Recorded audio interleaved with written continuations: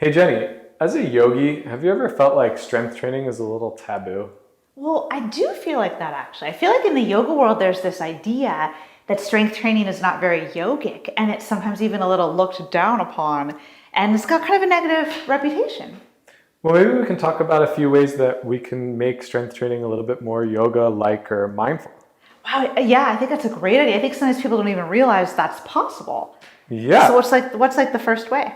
the first way that I can think of is to practice movements in your strength training practice that remind you or look like yoga poses. That's a great idea. So like a triangle pose, like trikonasana. Yeah, as a matter of fact, we have a strength training exercise that uses a kettlebell called a kettlebell windmill. So try this. Try doing your triangle with a weight Triangle. overhead or a windmill.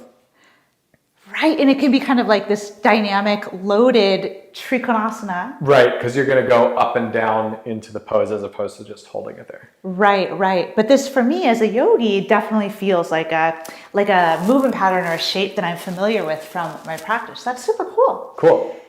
What's the second way that you can think of? The second way would be to slow your movement down during the strength training practice to kind of turn it, like add on a little more focus, a little more like a yogic style flow.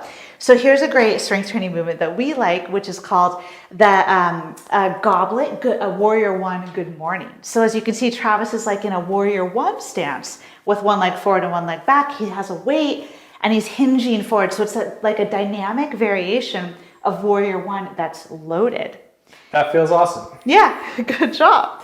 And then another way that we could make our strength training practice more mindful and more, quote, yogic would be to really focus on linking movement with breath, like really focus on the breath. So here's a great exercise that we really like that we call in Strength for Yoga a single arm crab reach. And what Travis could do here is as he pushes up, he could exhale with like a little more effort in this concentric phase. As he lowers down, he could inhale on the eccentric phase.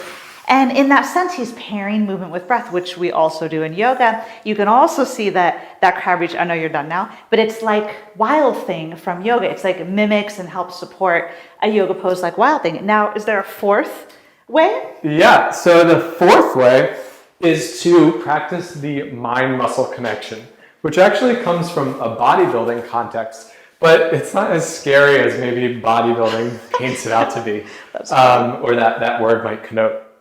So in this case, we're showing a Warrior 3 hinge, which we call in the strength training context a single leg deadlift.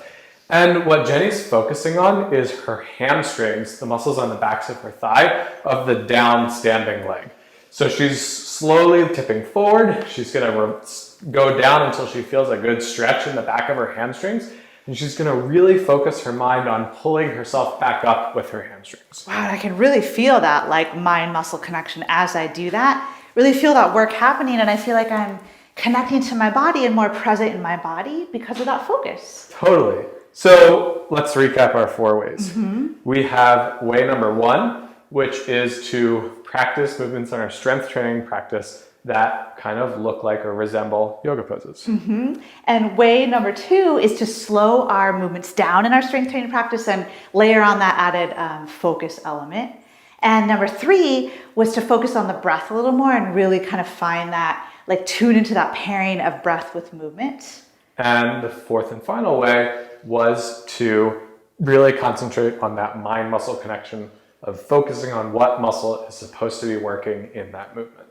All great ways to really make a strength training practice more mindful, and that should make yogis love it even more. Maybe it doesn't have to be taboo then. Exactly. It does not have to be taboo. I love that. So we're certainly in support of that at Strength for Yoga.